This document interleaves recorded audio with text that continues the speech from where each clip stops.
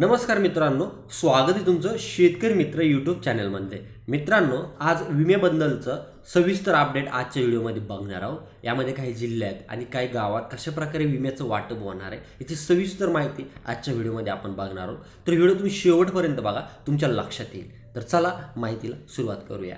नुकत्याच झालेल्या कोरड्या पावसामुळे आणि संपूर्ण महाराष्ट्रात दुष्काळी परिस्थितीमुळे खरीप पिकाचे मोठ्या प्रमाणात नुकसान झाले आहे। सोयाबीन हे राज्यातील प्रमुख खरीप पिकापैकी एक आहे। अनेक शेतकरी गटांनी प्रधानमंत्री फसल विमा योजनेअंतर्गत सोयाबीनसाठी पीक विमा काढला होता। पावसाअभावी पिकाचे नुकसान झाले। राज्य सरकारने विमा कंपन्यांचा तातडीने प्रक्रिया करून पात्र शेतकऱ्यांना विम्याची रक्कम वितरित करण्याचे निर्देश पण दिले। आता यामध्ये बीड जिल्ह्यात 35 कोटी रुपयाचा पीक विमा काढण्यात आला आहे। 26,500 हेक्टर सोयाबीन पिका मंजूर झाले आहेत।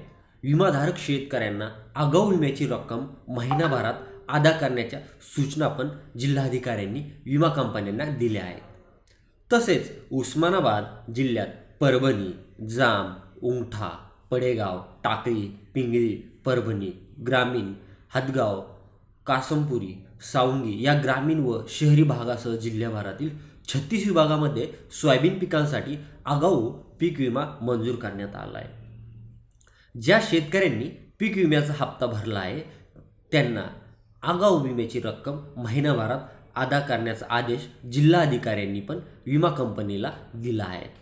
तर यामध्ये लातूर जिल्ह्यात महालसा, बामणी, दुधगाव, वाडी, धानोटा, बोडी, आडगाव, चारठाण, पूर्णा, कल्लेश्वर, चुडाव, कौलगाव, पालम, चाटोटी, बनावस, वाळूत, कुपटा आदी गावातील शेतकऱ्यांना सोयाबीनचा पीक विमा वाटप करण्यात येणार आहे।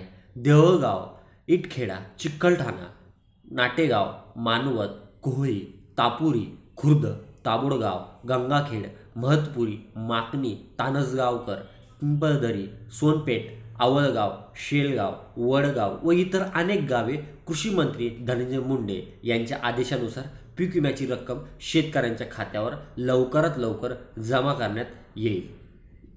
तर राज्य सरकारनेही केंद्र सरकारकडे व्यापक पीक विमा संरक्षणासह संपूर्ण राज्यात दुष्काळ जाहीर करून नुकसानग्रस्त शेतकऱ्यांना नुकसान भरपाई देण्याची विनंती केली आहे।